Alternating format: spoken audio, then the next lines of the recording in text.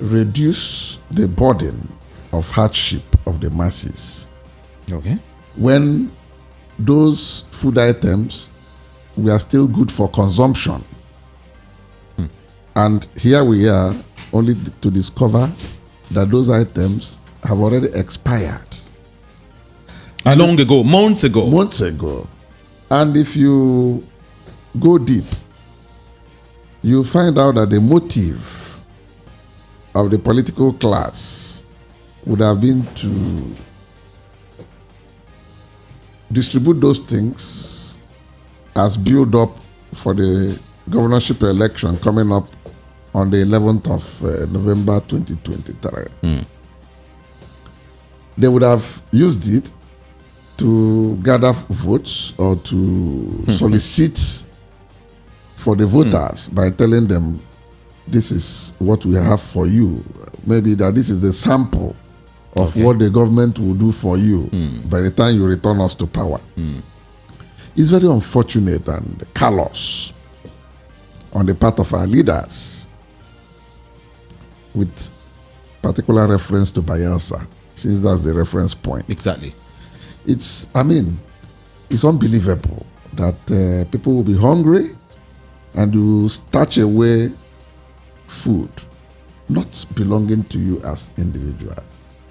Food that must have come by way of donation from donor agencies, from taxpayers' money, and we are leaving them to get hungry to the point of breaking into the warehouses to cut away those things.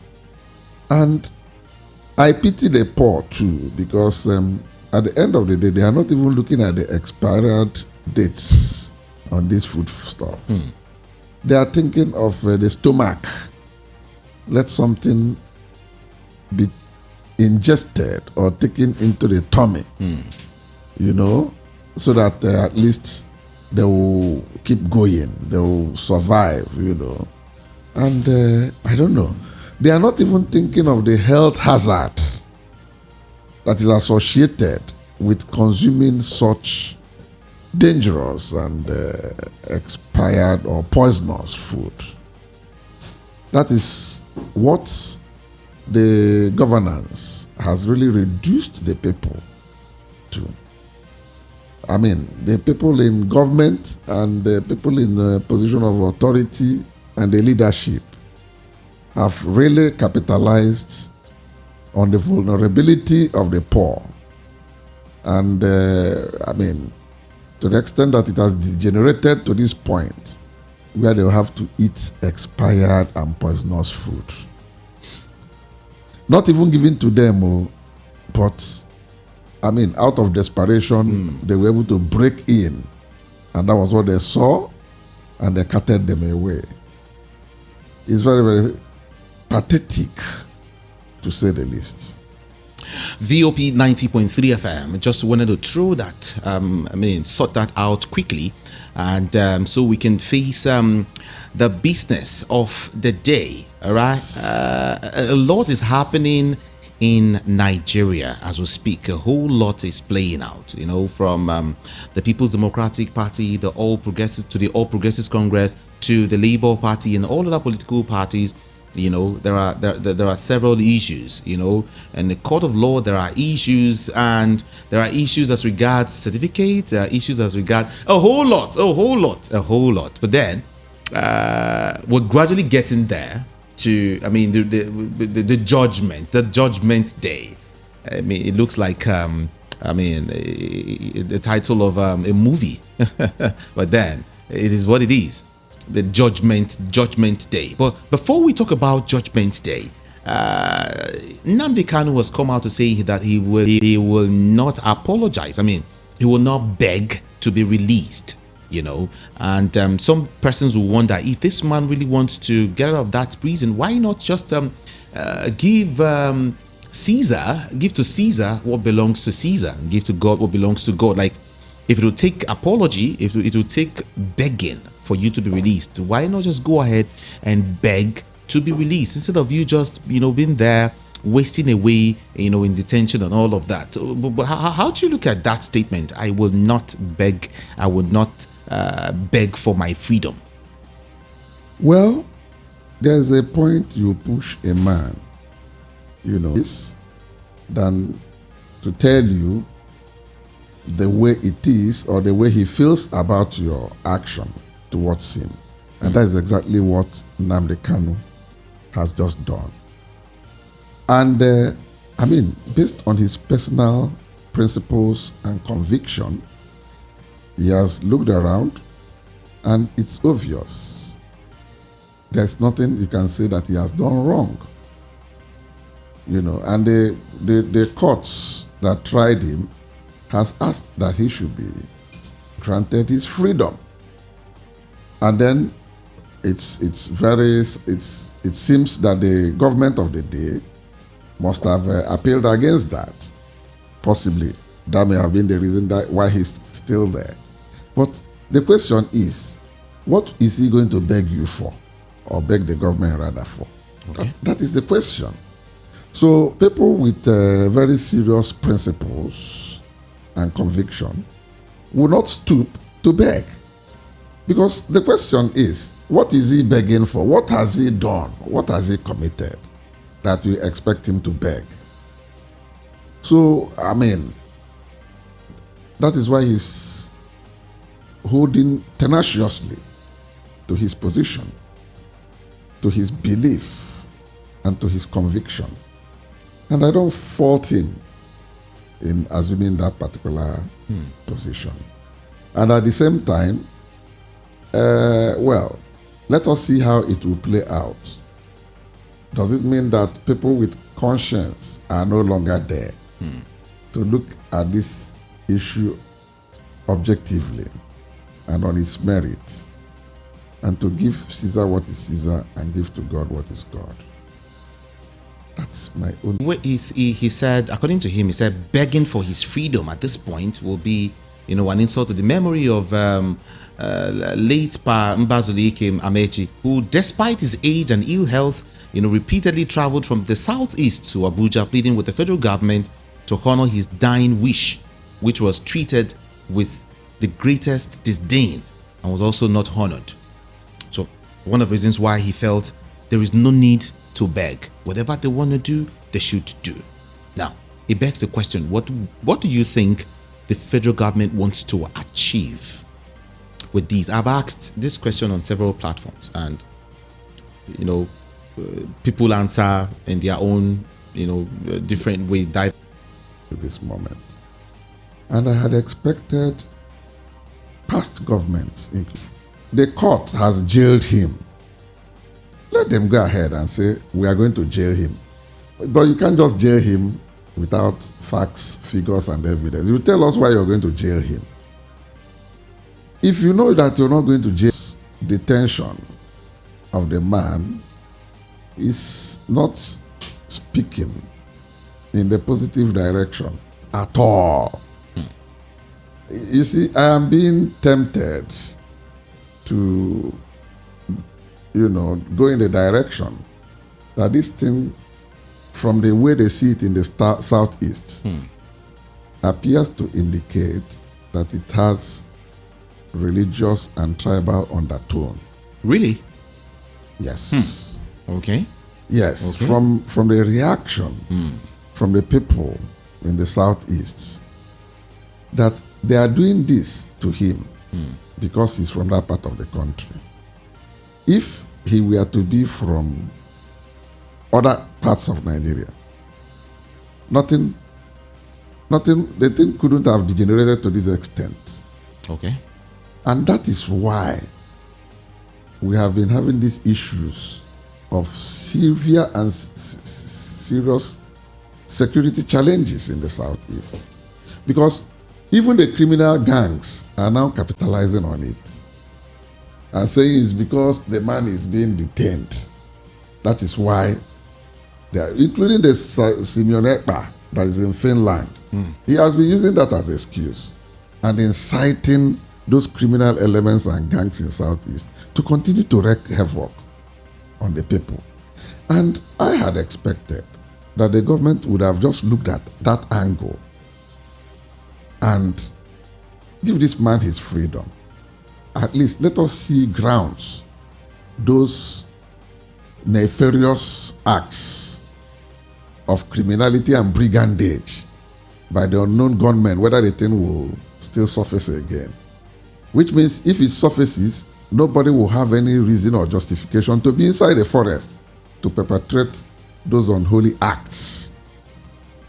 But keeping the man indefinitely is still spurring those boys and girls inside the bush to continue to do more. They've brought in several dimensions to it. They've brought in cultism, they've brought in rituals, they've brought in kidnapping, they've brought in armed robbery or armed banditry. They've brought in all sorts of capital of related offenses in the southeast using the name of the man. And lo and behold, the man has absolutely no hand in what they are doing. Now, let me digress a little bit. Okay. We have a Nigerian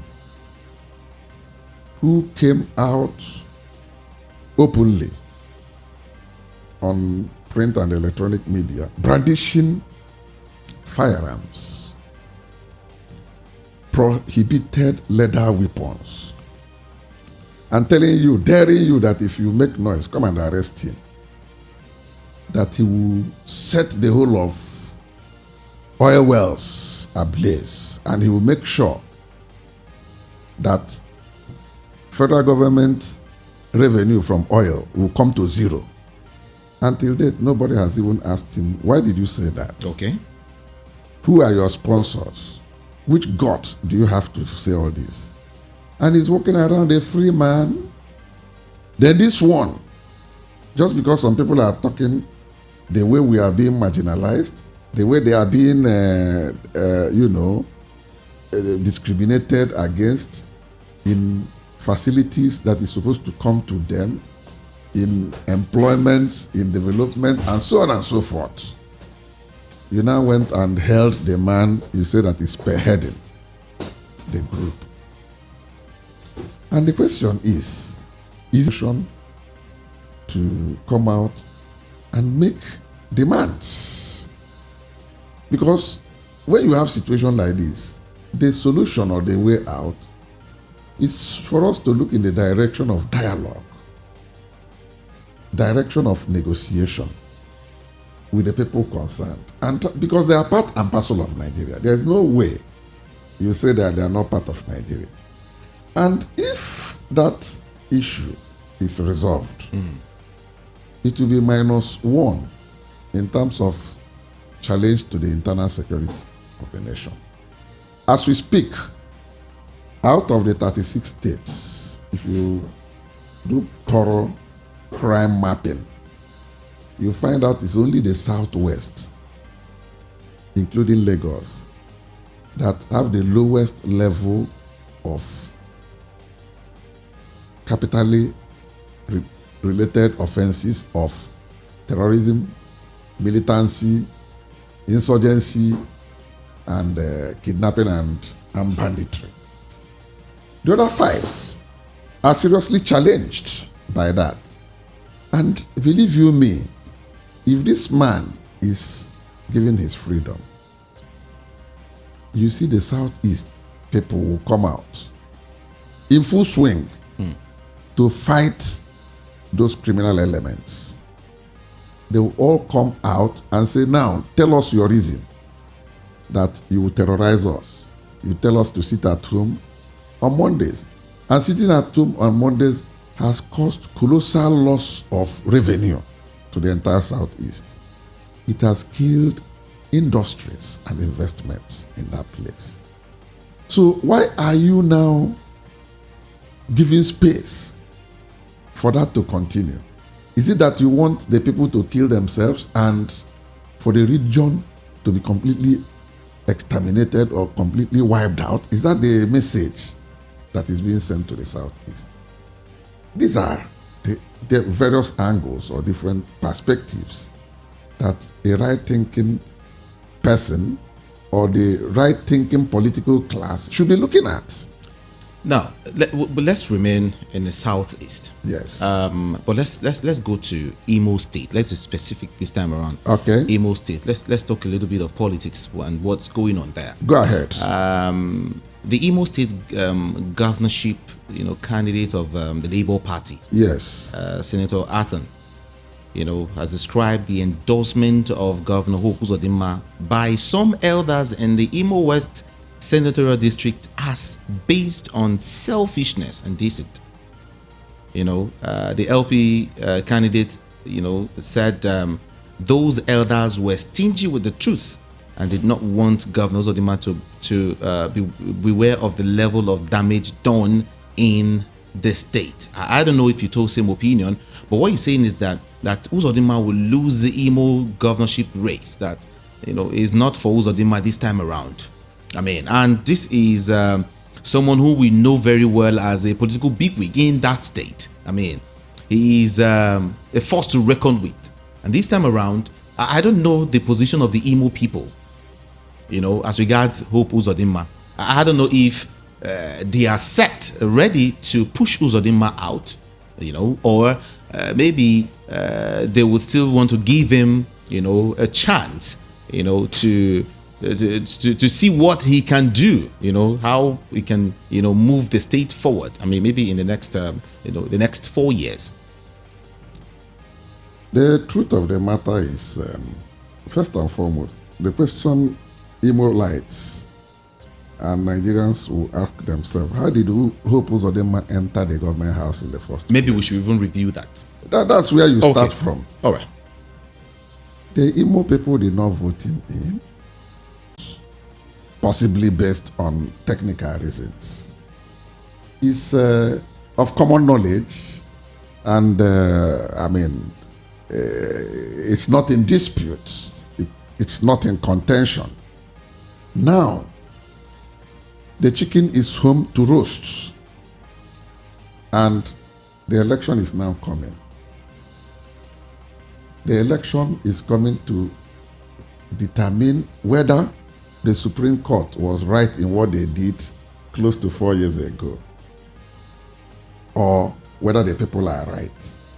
Because I expect by now the democracy would have evolved to the extent that the people should have their say and have their way. Okay. Not by violence, but by the power of their franchise and power of the ballot box. I will want to advise both the INEC and the stakeholders in Imo State to make sure they provide a level playing ground in the forthcoming election. Thank God, it is not a general election. It is election specific. They call it staggered election. Specific for 3 states of Bayelsa, Imo, and Kogi states. The 3 states. So I expect all the stakeholders and security agencies to make sure they flood those 3 states with enough manpower, and be sure that anybody that attempts by either conduct or otherwise to snatch ballot box or to manipulate results will be dealt with accordingly. And be sure that such person or persons will face the full wrath of the law.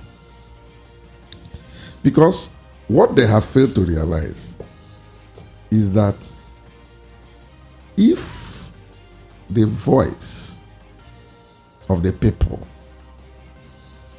and the interest of the people is in any way thwarted, the consequences will be terrible. I don't want to go further or to say that. What I'm saying is that I'm not trying to incite anybody, but I know what the reaction of the people will be. They have taken it that what happened then was maybe they used technical terms, technical grounds, and did what they did in Supreme Court close to 4 years ago. This time around, I hope, pray, and wish that both the governments in that Douglas house in Owerri and the one in Abuja, the villa, should listen to the voice of reason and allow the people to have their way. When I hear Imolites talking, it looks as if the governor hasn't done anything at all, for the people, for the state. I mean, like, it's as if the person there is just on his own. Is that how it looks, actually? Well, the same way you've been hearing it is the same way I've been hearing it. I'm not from that state, but you can see in terms of security in the southeast, it appears to be the worst hit since after the jailbreak, as the aftermath of the NSAS. Things has never been the same again in the whole of southeast, and particularly Imo, and especially from the area he comes from, which is Imo West. That is the place they call Olu Senatorial District. If he believes that even though he came forth in that 2019 to the people, then let us see the extent of the impact of what he has done for the people in the 4 years by allowing them to have a free vote. It is not a situation where it is becoming glaring that elements of intimidation, harassments, threats, and other negative instruments of violence are beginning to stare, on the faces of the people of Imo State. I mean, if at the end of the day, the process ends up sending virtually most of the Imolites on exile, whoever you put in as the chief executive of the state, who is he going to govern? Is he just going to govern structures, that's buildings, and to look at each of the governors and their various activities or impacts in their various states? Because I've focused more on security and on the economy.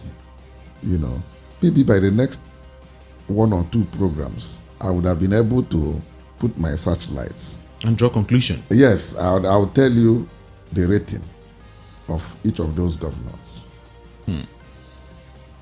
But all is not well in Imo State from what we are seeing. This is not a time to clamp the opposition, to intimidate them, to harass them. Possibly, the way it's going, it's like if the party on ground that is in government have their space or the opportunity, they'll drive away everybody from that state and make the state a one-party state, which is not possible. The Constitution didn't provide for that. Constitution provided for being truthful to themselves because of patronage and spoils they'll be getting from the chief executive of the state. So they will not tell him the truth. But the truth is that there has to be a limit for us to continue to tolerate bootlickers and sycophants and lackeys in corridors of power. Because at the end of the day, they don't add to the value of the growth of the society. Whatever they are doing is self-seeking. It is what they will benefit for themselves and for their immediate families and cronies. That's all they are interested in. I mean, it's always better to say the truth and shame the devil. So I am equally in sympathy with those who are seeing evil and keeping quiet. Now, since you're saying this about the Imolites and not liking the way you've been talking, it shows that Imolites are not just, on the same page with the governor, as it were. Now, if that is the case, do you now think that it's going to be a free ride for anyone who is coming in to want to battle with Hope Uzodinma, in that same state as a governor? Do you consider, the candidate of the Labour Party coming out victorious? Since, it all looks like Hope Uzodinma is just, he should just step aside for another bad. Do you consider just a free ride for, be it a PDP candidate or a Labour Party candidate in that state? I think in the interest of peace,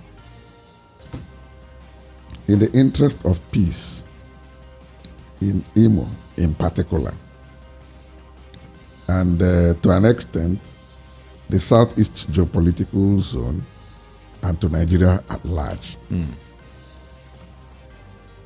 they should provide a level playing ground. We have seen governors who did only 1 term in this country, and they lost in the second term to the opposition. Yes. We saw it. How many? I can give you a few examples. In Kwara, the Rear Admiral Lawal, under the ticket of AMPP, was governor for 1 term and came out to pursue his ambition for second term. Somebody from the opposition, PDP, in the person of Bukola Saraki, removed him, and heaven did not come down. That is the beauty of democracy. The same thing happened in Kogi, where Abubakar Audu, under the same AMPP, was governor. I think I remember that. Between 1999 to 2003. Before Ibrahim, what's his second name? Abdurrahman or something, under the PDP, removed him. And Kogi did not turn upside down. It also happened in Borno State, where Malaka Chala, under AMPP then, did 1 term. By 2003, this Senator Ali Modu Sherif, SAS, who later changed his name to GAS, Governor Ali Modu Sherif, removed him. So it's not only there, it happened in Kanu, where Kwankwaso did, Rabiu Kwankwaso did 1999 to 2003 under AMPP, and by 2003, under PDP, by 2003, Shekarau removed him and stayed there for 2 terms before he came back. There are so many. As I'm remembering, I keep bringing them out one after the other. So Imo will not be an exception for it to happen in that place. So it shouldn't be a do or die affair. You see, that is why when people are condemning the last regime of Muhammadu Buhari for the 8 years, granted he did not do well in terms of economic management that landed us in where we are today. But in the field of elections, the man really provided level playing ground, especially at state election levels. Look at Anambra State, where the present governor, Soludo, won. Soludo did not win because he's a member of APC. He is not in APC. He came from one party called ABGA, Abga, yeah. localized to that part of the country.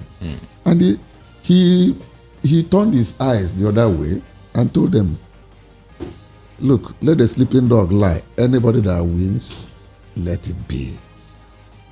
And the same thing happened in both Ekiti and Oshun, where they had staggered elections. And that is why in that of Oshun, the governor is even from the PDP, the opposition party. He won, and there was no killings. It was just the usual campaign, polity dust, the dust of the polity in terms of campaign and all that was raised. At the end of the day, the person that won had to have his way.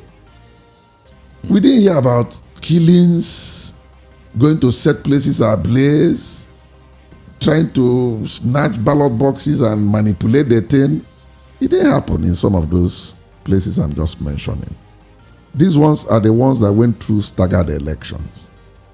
So I hope and wish the same thing will apply to both Bayelsa, Imo, and Kogi states. Talking about vote buying, the candidate of the Labour Party, talking about Bayelsa State now, candidate of the Labour Party in November the 11th governorship election in Bayelsa State, Mr. Udeng Seradiri, is accusing the opposition candidates in the election of attempts to buy votes and use violent means to win votes. Maybe you call these learning in the process. I mean, he saw that during the election, during the presidential election, people use violence, to get votes. People use violence to drive some persons away from voting. All right, people use a whole lot of things to make sure they get votes. Now, some persons are also looking at this same area in the next election. The best way to do it now is to shake the polity, drive people away from the election ground. And are you foreseeing this happening in these 3 states in the next election? Well, it depends on the body language of Abuja. Why are you bringing Abuja into this? Well, number one, it is INEC that are the ones that will conduct. They have the responsibility to conduct that election. Number two, INEC will not do it alone. INEC have the authority of the government to use the police as the lead agency in internal security, as well as support from the military and all other security agencies. Like when they did the Anambra election, the place was flooded with military and police, to the extent that anybody that wanted to raise his head staggered election in those 3 states. Some persons have even said that the opposition is planning to use INEC staff to undermine the poll. Just pay them off, do the needful, and they will help you gather the votes.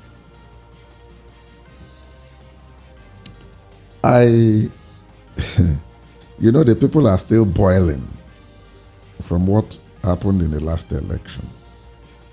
And they have learnt their lesson.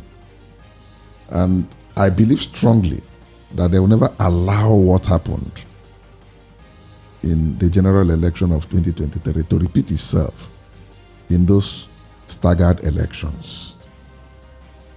The people are generally peace-loving, especially in the face of hardship. But you spoke about the body language of Abuja, just like you mentioned. Should we now also say that all eyes on the federal government?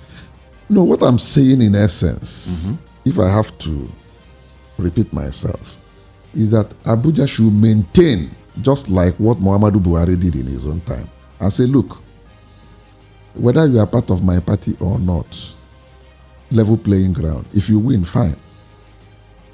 I have already had so much of criticisms from regional bodies, from international bodies, from everywhere. I don't want it to continue. Let us advise ourselves. It is not a do or die battle. You mustn't die in government house. Go out there and canvass for votes. Convince the people. If they come out and vote for you, very good. If you lose, forget it. That's what I expect the body language of Abuja to be. That's exactly what Muhammadu Buhari did before the 2023 election anyway. So I expect the present government to do the same thing. But people don't trust the process any longer. Yes, of course they don't, from what they saw. But does that mean that it will continue like that? The same person who conducted the February 2023 election is the same body who will conduct this one. Yes, but I believe that same body have learned their lessons. Are you sure? Well, let's use this one as test case. Because they know that they can't walk freely. Between you and I, you know that they cannot walk freely. Somebody like Femi Falana can enter anywhere without a single escort. He can even go to the southeast. Femi Falana, you know. Shoyinka, if not for age, can go to Boronu and even enter Sambisa Forest. And when they see him or see Falana, they will say, no, these are the men of the people. Mahmood, Professor Mahmood, can he even enter Abuja without escort? Even to Lagos, and move around the way you and so many people are moving around. He cannot. So that is what I mean, that I believe, because they are human beings, they must have learned their lessons. That there is an extent you take people for granted, but you don't push them too far to incur the wrath of the people. And I hope too that the language is not necessarily meant for him as the head of the electoral body, but by all other people that work in that place, as well as people they will hire for use in elections. They should learn that if the electoral process is tampered with, the consequences will be very, very daring. I don't want to go into that. But the reaction will be of the people, I mean, it will not be what they will anticipate. So the best thing for them is to advise themselves in their course of preparing for those elections, to tell them, look, don't, even the security agencies should as well try to be apolitical, should be neutral, and the electoral body should conduct the elections to be free, fair, and credible. They shouldn't give a damn of who wins. Whoever wins is the will of the people. Let it be seen to be transparent. Let it to be seen to be fair. Not for you to begin to chase away people, snatch ballot boxes, burn ballot papers, go and begin to write whatever you want, and begin to announce. It will not augur well, because at the end of the day, those states who will do this may end up setting the place ablaze, making the place ungovernable for them to occupy those government houses. Okay. Now, let's also touch on the fact that Aburi has come out to tell the Labour Party, members of the Labour Party, that Peter Obi, will be declared president of Nigeria by the tribunal. He came out to say that they should calm down, that they shouldn't worry, that the way things are going, Peter Obi will be declared, the president of Nigeria. In fact, he spoke while addressing some Nigerians in the United States during a tour, to the United States. Now, would you consider that as just giving hope to some set of people, or has he seen something? Because here, when we see something, we say something, right? So, would you say he has seen something that's made him say that, or maybe it's just to give the party faithfuls some level of hope? Calm down, don't worry. Our candidate will be, declared the president of Nigeria. What would you call that? He's only raising the hopes for the supporters of the party. And, those who believe that the outcome will go in that direction. That is exactly what I think he is doing, or he has done. He has done that to raise their hope. He is not one of the judges, and he is not a part of the tribunal. But maybe even those who are assembling all the facts that has been presented before the electoral tribunal. So he should wait until the ruling is given. Then he can make his comments. CP, there is this, as regards this ruling, let me chip in something.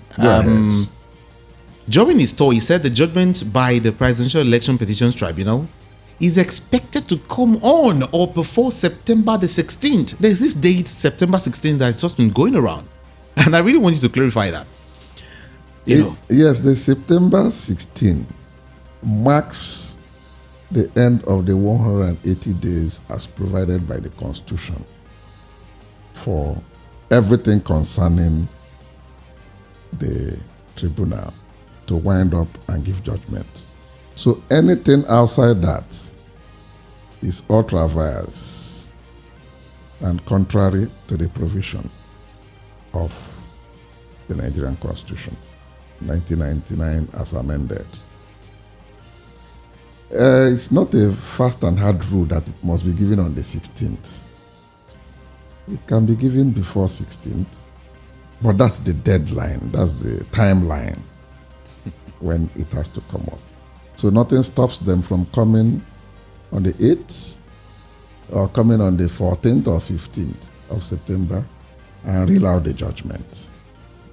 But the only thing there is that because of the hopes and expectations of all the people and all the parties involved, I am one of the voices that will continue to tell them to maintain peace, whether it favors side A or side B or side C. People should not enter the streets to cause violent reactions or protests. There is still a window to go to the apex court. Oh, really? Of course. After, if this one is given, if the judgment is given and it doesn't please people, it doesn't please some persons, right? Yes. They can go to the Supreme Court, the apex court, to challenge it. And the Supreme Court will not go through the process of what we saw in the tribunal. It will not start taking evidence from every Tom, Dick, and Harry all over again. Okay. It will only review what the tribunal judges would have done, and how they came about their ruling. Then by the time they finish reviewing, they'll give their own final judgment. The only thing, by way of addition that can come in is that if there are new evidence that comes up, okay, that was not presented during the period of the sitting of the election petition tribunal, you can still bring it to the Supreme Court. They will admit it in evidence and still look at it holistically, in addition to what they have collected already from the election petition tribunal. That's the way it's done. Okay, that's the way it's done. Yes. I remember what Primate Ayodele said a few days ago. That was last week, when he said that people should start praying for the judges, that a whole lot is going on, physically, spiritually, and otherwise, that a whole lot is going on. Nigerians should start praying for the judges. All right. And in fact, I think he mentioned that if care is not taken, if the judgment doesn't go a certain way, then we should expect some civil unrest. You know, are you seeing things actually going that way? Because you said that you are advising people to actually maintain some level of decorum, whatever it is, you know, whether it favors them or not. People should just take it the way it is. Now, that's why I asked you that question. Are you seeing some level of civil unrest in Nigeria if the judgment doesn't favor some set of persons? Naturally, I will view it from two angles. Okay. First angle is that the primate, Ayodele, would have been in the spiritual realm, you know, and what he had seen by way of revelation or by way of vision may, at the end of the day, not manifest in the physical. But being a man in the church or a church leader, he felt he would fail in his duty by not alerting the people that this is likely to be the danger, the potent danger that is in the horizon. All right. That's one angle. Then on the other side, when you listen to the utterances of the people, you see signs of serious unrest, civil unrest, that will likely follow the outcome of the ruling in the tribunal. And that is why I am of the opinion, like I said earlier, that rather than even allow things to degenerate to that extent, we still have a window. Whatever it is, we should spare ourselves that problem that would arise. Because if you allow the problem to go like that unchecked, the level of carnage will be outrageous. And the bottom line is, at the end of the day, it is the masses that will suffer all this. The hardship, we're already talking of hardship we are going through now. It will be much more complex than what we are seeing now. So why even allow that to happen? That's why I want to appeal to all stakeholders, including religious leaders, political leaders, leaders of thought, and so on and so forth, to continue to sensitize the people and reorientate them in the direction of peace, one, and two, in the direction that violence ends up not even solving problem. Rather, it will compound those problems. Let us give a trial in that direction. Because look at, for instance, what happened in NSAS. You saw the extent of the carnage. How private and public properties were razed down. How lives were lost. How people were maimed. You know, is that what we should be in these hard times and hardship? Is this what we should be encouraging the people to go into, or is that what we will be praying for us to continue to experience in Nigeria? I don't think even the common man is more interested in how to put food on his table than being held up inside the house for days and weeks on end because you don't know how safe it will be to step out to the road. Because once there is crisis like this, to even leave the house becomes a problem. You see so much desperation, you see so much anger, you see so much frustration that anybody that dares to come out could just fall victim to what you don't know about. So we should spare ourselves of such mayhem. This is Voice of the People, 90.3 FM. CP, let's get to the people. This is Voice of the People. Yes. And so let's hear from the people.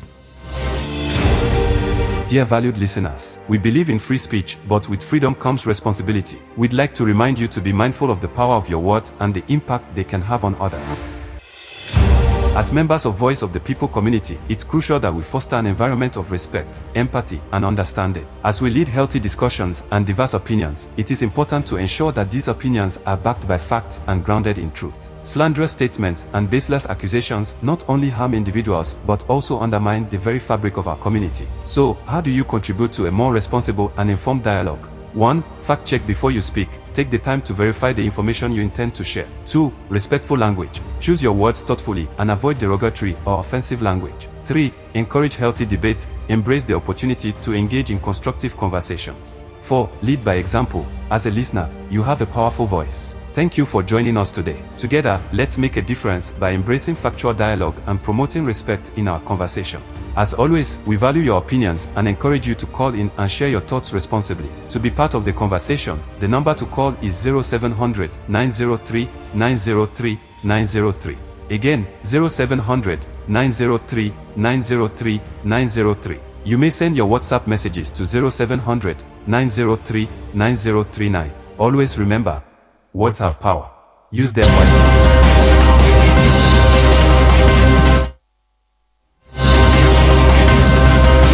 All right, you heard that 0700 903 903 903. That's the number to call, 0700 903 903 903. Then WhatsApp, 0700 903 9039. That's the number to call to participate. Let me add that to it. Keep it civil, okay? 60 seconds. Thank you so very much. Again, 0700 903 903 903. Now, before I start taking calls, let me see if I can touch on some messages here. Just a few, then I get straight up to the phone lines. This person is saying, we are expecting righteous judgment. The righteous judgment more so because if it is not done, citizens will not vote anymore.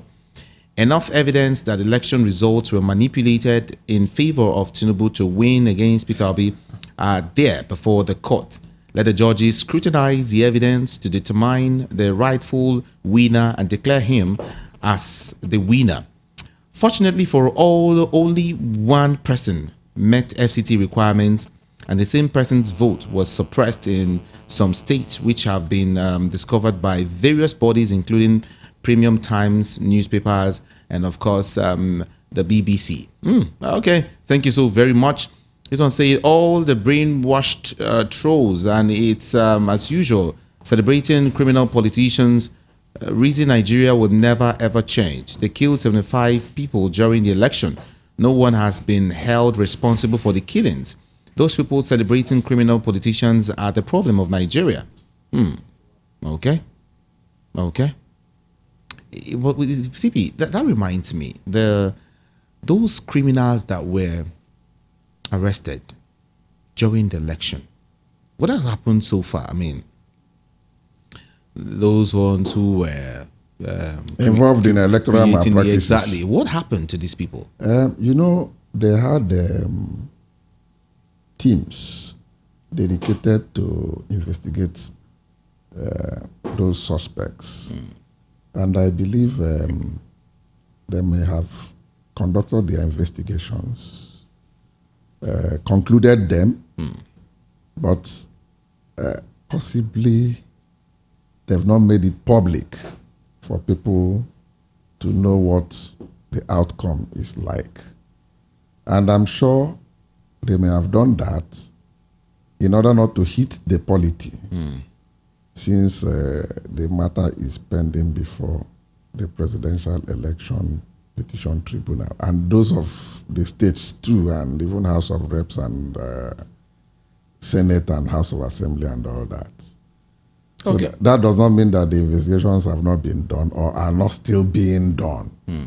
But whatever is the case, even if they had quietly charged them to court, if you look at all those offenses, they are not classified as capital offenses. Okay.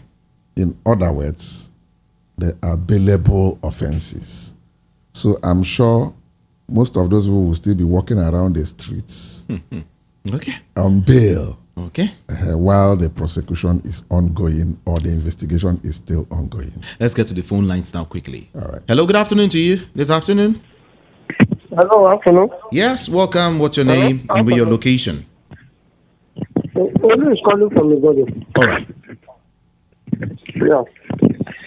My guys over there, I heard you spoke well, but I have some questions that I want to ask this afternoon. They are always referring to Lagos intimidation, whatever, and so on. What of those intimidation that happened in the southeast? What happened to them?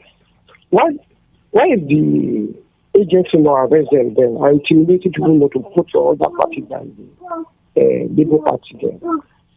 And the people that is talking about if the judgment is not go to the right way, are they the judge? Are they the one that bring the evidence to the court? Because we have three candidates that will be raised right now. And those evidence are there. The Tinubu, the Atiku, and the Obi.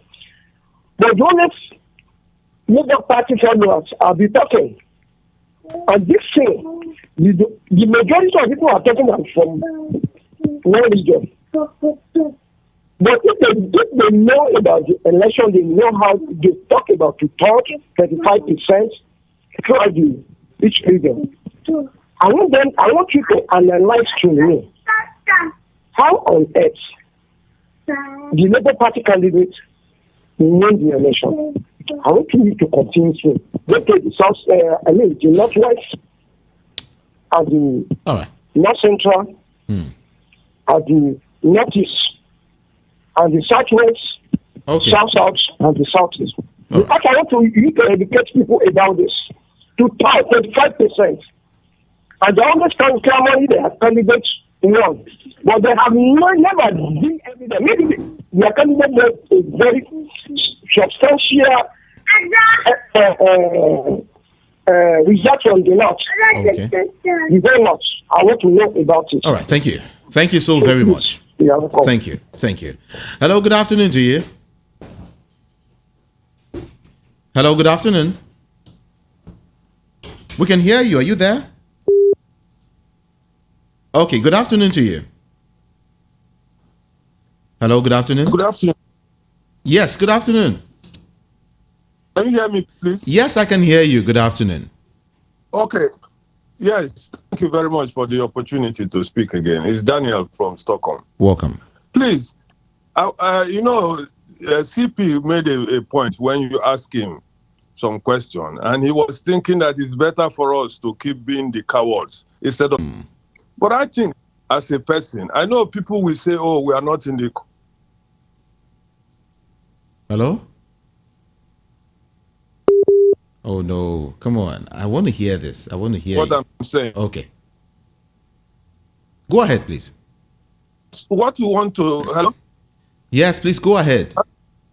Yes. What I want to say, we have tried many ways. They've told us to go to the election. We did the election. Nothing came out. Now they say go to judiciary. We are refused to tell us whether what is going on. Now they gave us the date on the 16th. Maybe that day too they will play their whatever. Nobody knows what to expect.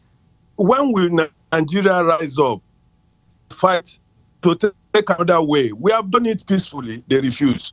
So is it that we are going to, according to CP, to continue wallowing in this pain, suffering and smiling? Is it? That's my confusion. Is that what Nigeria should? It's okay. Hello? You're still on. Hello? Oh, so sorry about that. Sorry. So sorry. It's getting worse and worse in Nigeria because we have been keeping quiet. Is it not cowardice? Thank you. Thank you, sir. Yes, thank you. You want SCP to say, okay, if it doesn't favor some persons, they should enter the street and begin to set houses ablaze. No, nobody will ever, no right-thinking person will advise that. Because at the end of the day, you've burnt public property that is supposed to service you. You have lost lives. You have burnt private properties and investments. Is that the solution? That is not the solution. That's why I say if they feel aggrieved, they can go to apex court. Go to court. Go to apex court. If you feel aggrieved, go to court. Go to apex court. Yes. All right, let's talk to you. Good afternoon. Good afternoon, sir. Good afternoon to you. Good afternoon. Good afternoon to you. So good to have you join us. Yes. All right. My name is Ben. I'm calling from Eba. All right, Ben. Go ahead, please. All right. If you look at the statement our president made on Sunday, he said that to reconcile it with what Hope Uzodinma did yesterday, our president Bola Tinubu said that if these governors did not perform, Nigerians should vote them out. Their people should vote them out in their states. And now, look at now. So Hope Uzodinma he have performed, and the people have not voted. He's doing this thing now. And Mr. President now, look at his body language. Is he not the one that should call him to order through IG of police? Is he the party, other party, political party, the Labour Party, they are destroying their things and will go and take the law into their hand? Is it not Mr. President, through IG of police, should call Hope Uzodinma, invite him and advise him, caution him? He's using Nigerian police. They say over 50 policemen using a bubago and they were carrying guns. And the president has said he should vote them out. And reconcile it now with the battle Mr. President want to go and fight in Niger. He want to go to Niger and defend democracy. And look at the democracy in the highest in Imo State. The same democracy Mr. President want to go and defend in Niger. Niger that is not Nigeria. Look at democracy in common for people to vote. They are destroying, killing people, looking for who to shoot. Open the common governor. Common governor that doesn't have power over the police, doesn't have power over Nigerian army, is doing all this. And Mr. President kept quiet. You see the type of leader we are talking about. When everybody is talking about their mandate, that person that called first, he should be calling radio stations. We that demanding for our mandate, we are calling radio stations. We are not throwing knockouts. We are not destroying anybody. We are not giving anybody blow. Let him be calling and defending his own mandate, because I know he voted for Tinubu. We would have voted for another OP and that we are calling for our mandate. And that is what it is now. We want judiciary to give us our mandate. Nigerian mandate, that is what we want them to do. Look at the evidence before you. There is nothing like sympathy. Give us our mandate once and for all. Because they have seen the evidences before them. Ballot papers are before them. The whole documents are before them. They have seen the performance of Bola Ahmed Tinubu, and they have seen everything. Let them give Nigerians their mandate so that there will be peace. They say that in the market of peace, peace is not so there, justice is so there. We want justice, we don't want judgment. If they give us judgment, there will be chaos and anarchy in Nigeria. What we want is justice, so that there will be peace everywhere. No matter how evil people raise the ugly head, people who are benefiting from this government, they are the problem of this nation. And God will take them out one by one. They are the problem of this nation. Right. They will see evil and call it good. What we want is justice. We are not condemning anybody. If it's Tinubu that win the election, let them declare him winner. Because the election is not over as of now. Thank you so much for wonderful work you're doing. Thank you. Thank you. Thank you. Appreciate your call so very much. Thank you so much. 0700 903 903 903. That's a number to call. 0700 903 903 903. Good afternoon to you. Good afternoon, Voice of the People. 90.3 FM. Welcome to Matters. What's your name and your location? Emeka Ijeoma is my name, from Ejibo. All right. Yes, I want to especially thank your guest there for his enlightenment on so many things we don't know as it concerns the elections. I'm a citizen of Imo State, a citizen of Nigeria, but I come from Imo State. If by God's grace, God forbid, because Odoma comes a second time, I don't think, in fact, I will renounce my citizenship from Imo State. Why? Zero. Welfare, zero. Workers' welfare, zero. Name it. Where is that place that I went, I saw, and Imo State came last in everything? And it has never been like this before. Ever since I was born, I learned to go down to Imo State to have my rest. Each time I want to stay out of hustle and bustle of the town, I go to Imo State, sleep with my two eyes closed, wake up the next morning, enjoy my meal, walk about, go wherever I want to go. But story is no more the same. Who are we to fear? Who are the unknown gunmen? Who are the people killing people? Taking people and killing them, cutting their heads off. And yet, nothing is being done. All he kept telling us is election. In fact, only God will come to our rescue. The same thing is applicable to election of Nigeria. I pray that the judiciary does the needful. Let them do the needful, because we Nigerians knew whom we have voted. We are tired of the tyranny and bad government. We came out on the 20th of February. We voted for a Nigeria we know that can take us to the promised land. But the reverse is the case. God help us. Thank you very much. Thank you so much for calling. I appreciate you. Imo State. But you are Anambra, right? Yes, I am. Okay. Let's talk to this person. Good afternoon. Hello, good afternoon to them. Good afternoon to you. Hello, go ahead, please. Oh, so sorry about that. Call back, please, if you can, okay? Just call back, please. This person is saying the whole problem was caused by the incompetent and highly compromised INEC, who are supposed to be unbiased in all their activities. For God's sake, how can INEC collect credentials from people without verifying it? The same INEC are claiming that they have the right to change the goalpost in the middle of the match as a referee.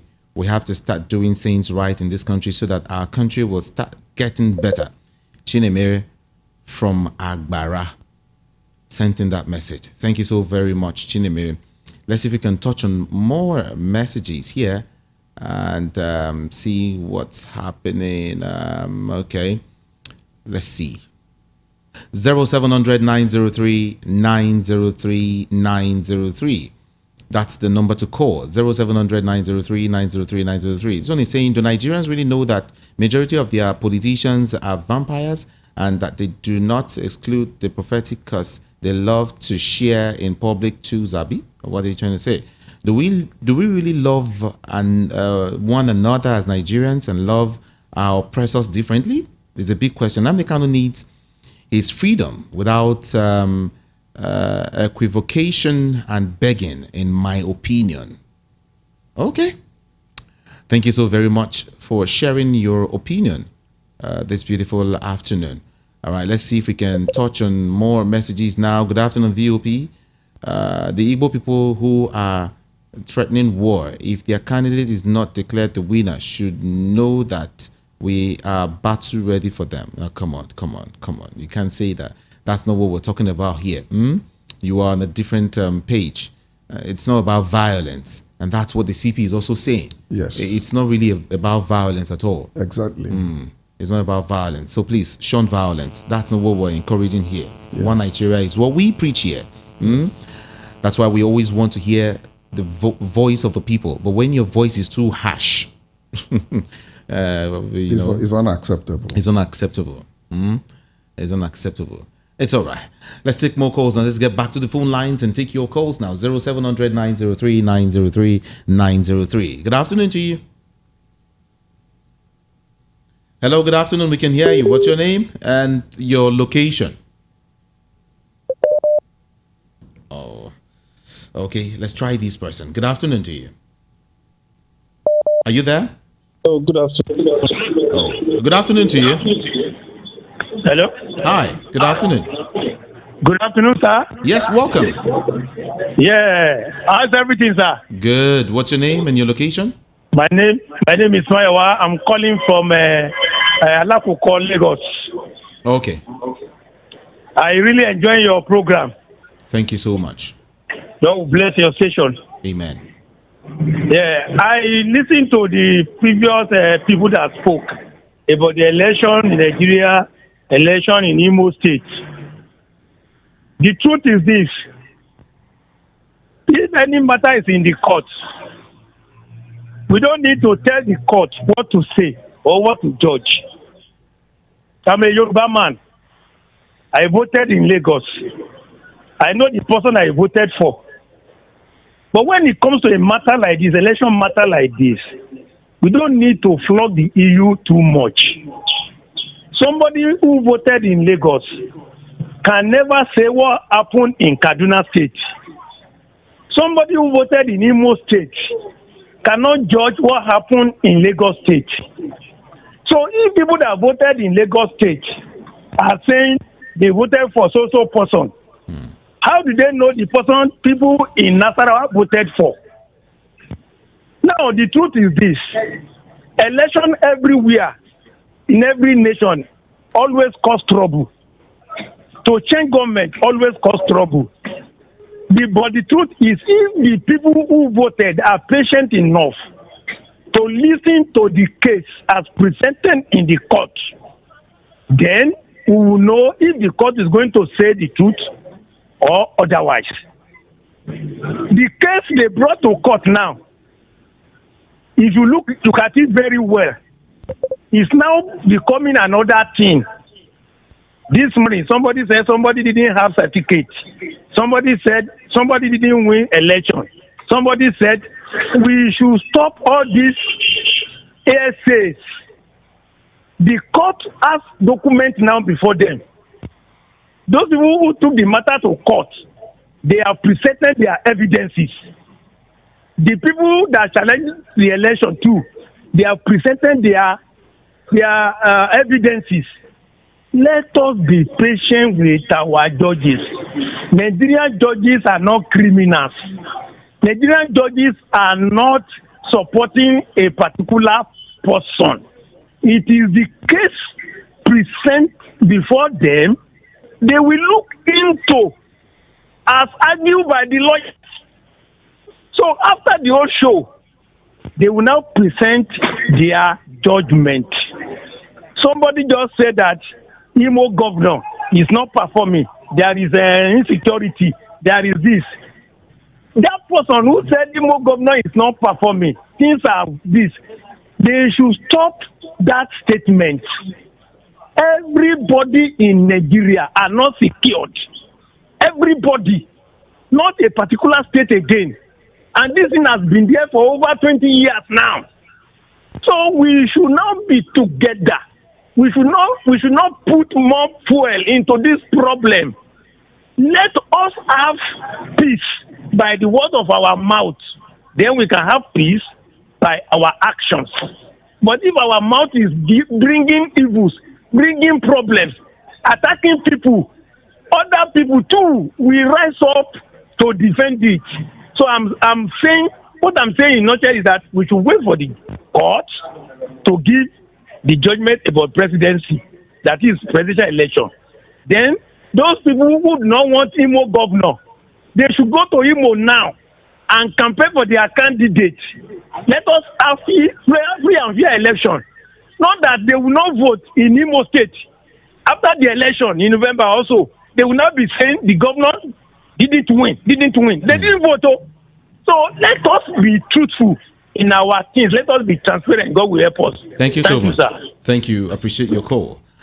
0700 903 903 903 and WhatsApp 0700 903 9039 0700 903 9039. All right, those are the numbers to call. This person is saying, good afternoon, Comrade Peterson. Yeah, he's here, and he's saying all eyes on judiciary for them to do justice, nothing more, nothing less.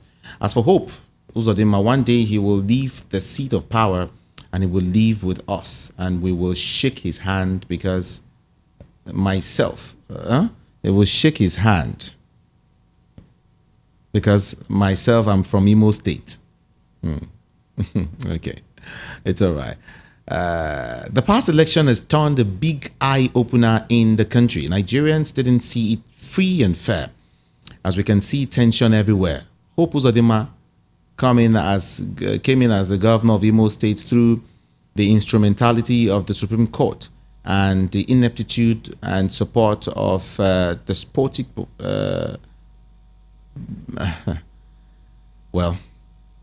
causing mayhem in the area. Beware of your words, please, okay?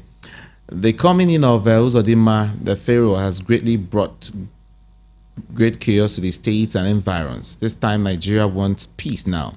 Chinedu from Badagry. Please take it easy. Take it easy. Always take it easy. I beg you.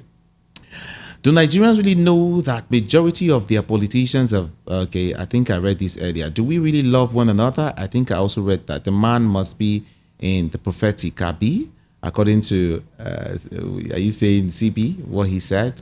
Okay. Let's get to the phone lines now, quickly. Hello, good afternoon to you. Good afternoon. Good afternoon. What's your name? Good afternoon. Good afternoon. Good afternoon, sir. Good afternoon to you. Yes, sir. I'm Nick. I'm calling from Opaya. All right. Is it most time when you listen, people contribute to a program like this, you see that we are not ready yet in this country. People who approbate come back and reprobate at the same time. Somebody said, okay, the matter is in the court. Let us wait to judge it. How do you know this person is the winner? The same person came back again and said, okay, the person that came third, what judgment in this world can make him come first? Are you not already deciding what will happen there? See, APC people who said Hope Uzodinma came fourth. It was the same court judgment that made him come first, and that is why he's the governor of Imo State. And APC are rejoicing. But now they are telling you, how will somebody that came third come first? So to them, it is not possible. And then they are talking about election rigging. You are saying, okay, when they say election is rigged, it means that somebody who scored 10 million can eventually be given 3 million. It means that who scored 2 million can suddenly be given 10 million. That is what it is. So you can't stay here and decide who came first, second, or third, even based on the issue on ground, and based on the contest that is going on in the court. Nobody is first, nobody is second, nobody is third as at now until the court. This is judgment. So that is where everybody, first of all, should hold his peace and wait for. All right. You know what I'm saying? Yeah. Now, when you look at how things are going in Nigeria, like CP said, we don't need chaos, we don't need war, but obviously, if that is down, need fear no fall. And that is what the temperature of Nigeria is actually showing now. Now, let me tell you the truth. Nigerians are tired of all this. The politicians come out, they make sure they overturn elections, make sure their will is imposed on the masses, and then they will begin to threaten us with anybody that that day, anybody that survives that will leave. But when they will be overturning election, hijacking power by all means, they don't consider all this. Okay. That is the truth. Don't consider all that. But when the masses stand up to say no, that is when they will begin to come and remind you that we don't have any other nation than Nigeria. We don't, but they themselves, if they want peace and equity, they want justice, they want an egalitarian society, they should relax and be decent with their politics. Okay. Let people come out and vote. Let the winner be declared. Let everything. Okay, look at the kind of democracy we are practicing and that we say we are protecting. Is it the same thing in Europe where democracy came from? Is it like this? Many people will come and tell you no election in this world that doesn't have the kind of issue we have here. It's not the kind of issue we are talking about. The issue we have here is pure political coup. That is what we see here always. So we can't be using our own case of challenges here to compare people who are practicing democracy those who are protecting democracy in Europe, they know what they are protecting. Okay, let me give you an example. Robert Gui was the president of Ivory Coast.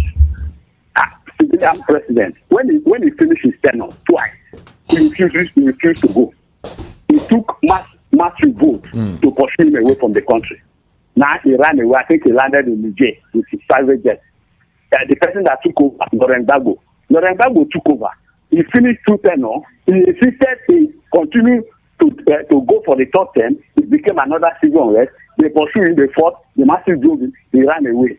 Then, what is his name now? Alas Wantara, so he's the one that is there now. He was one reaching the community of the ECOWAS against Niger.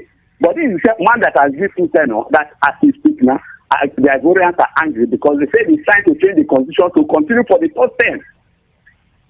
Just look at the desperacy with our politicians in Africa, and they will come and be threatening the masses so that the masses will continue living in subjection, living in poverty and in pain. Thank you. And they will be threatening us with life. Thank you. So that is the truth. Okay, look at ECOWAS. Thank you. I have to let you go now. Thank you so very much.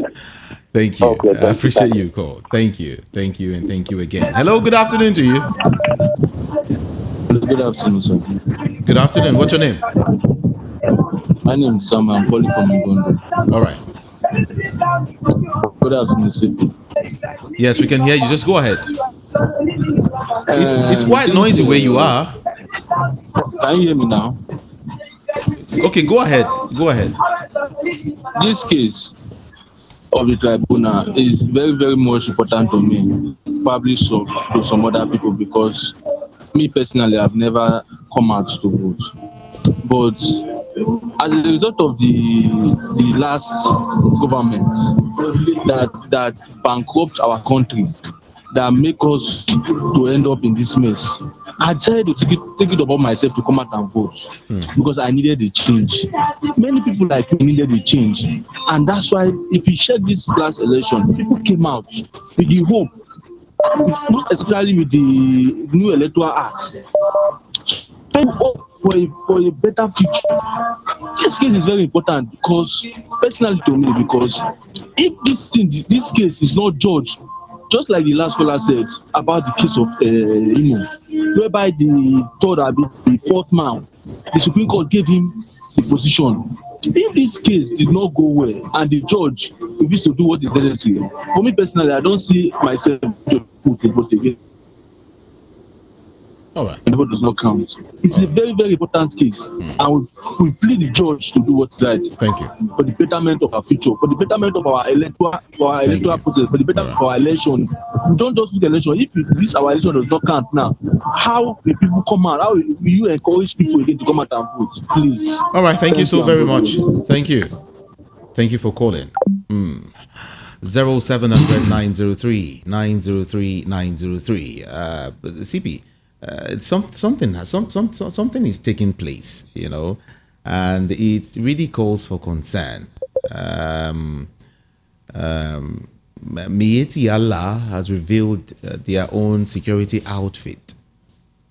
I mean, like I said, for me, it calls for concern. For you, does it also cause for concern? Okay, now, let's put it straight. The association has announced the introduction of a security outfit to assist security agencies in curbing crime, including cattle rustling, kidnapping, and rural banditry.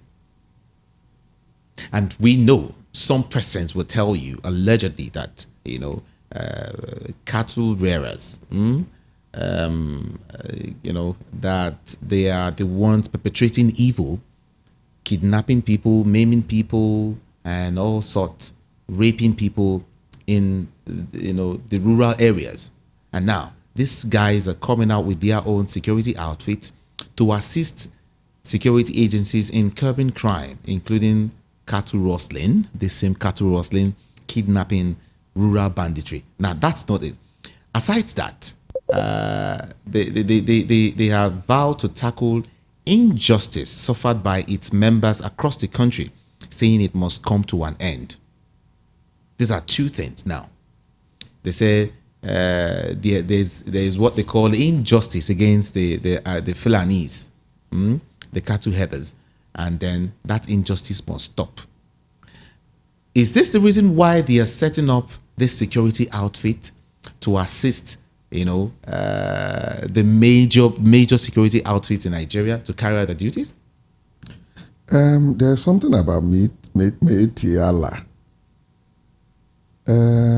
When I was Deputy Commissioner of Police in charge of CID in Akwa Ibom, I had very close interaction with them. They are highly enlightened set of people who will always seek for justice and will always support security. What they are saying, if they set up a security outfit, I think it will be good, because good number of them or good number of their members are the ones suffering seriously in the northwest and the north central Nigeria. Okay. They are the ones who genuinely will own cows, who are herdsmen that moves with bow and arrow. You understand what I'm saying? Yeah. You hardly see good number of their members carrying firearms or leather weapon. And they are the ones that fall victims to cattle rustlers. Really? Yes. So to them, they have had enough.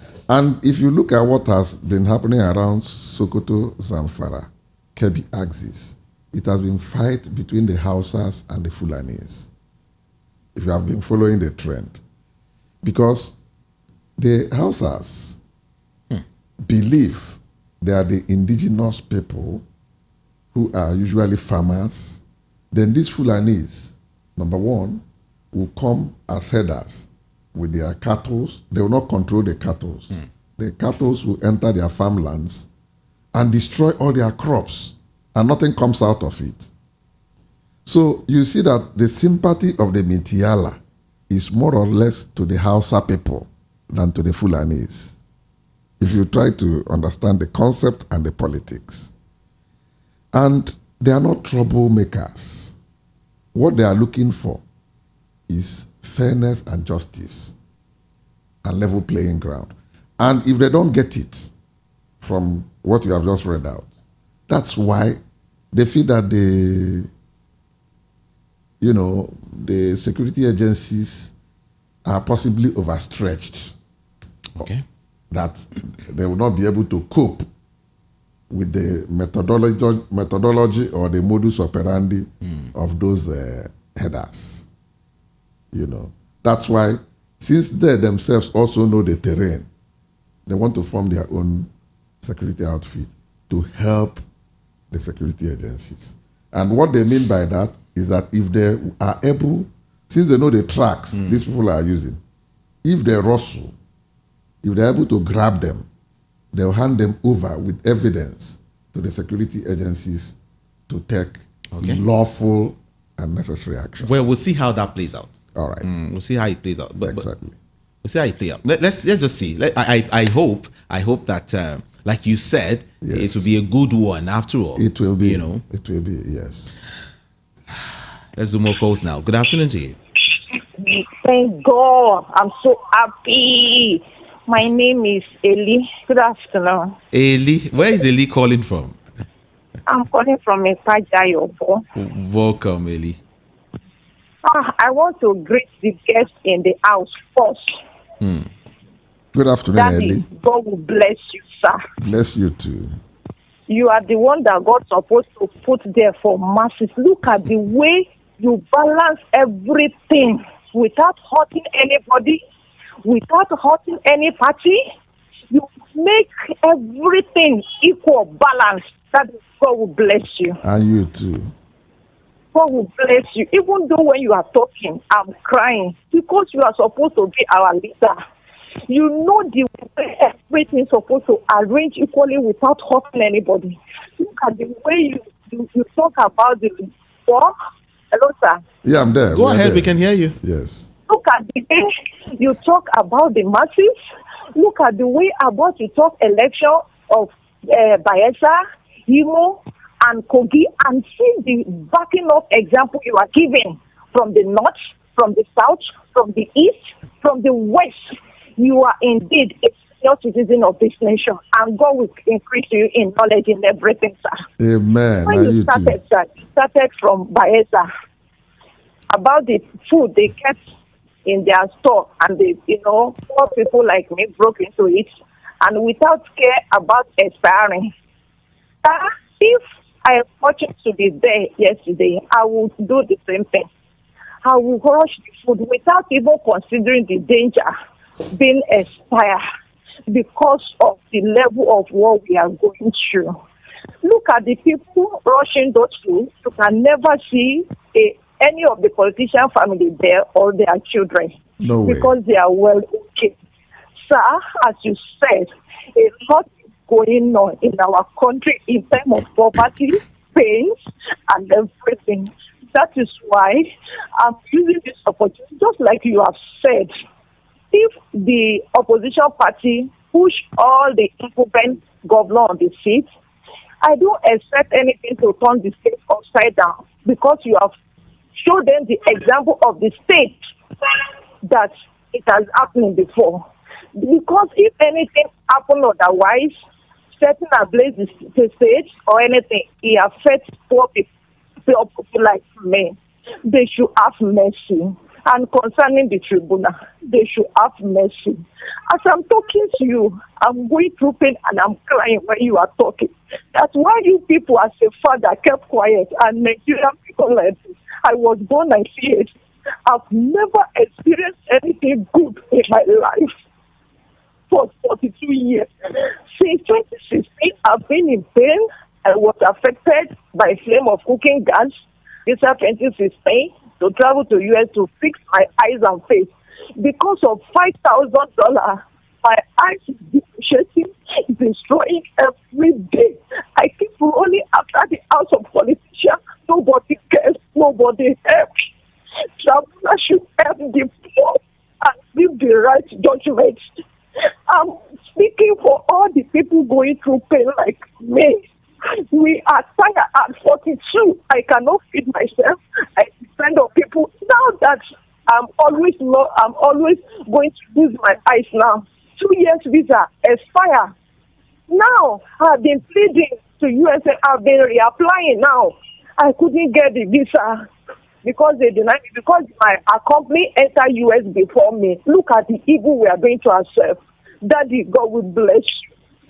And all the people in the power, God should touch their heart just like you are pleading, because you are in the pleading side.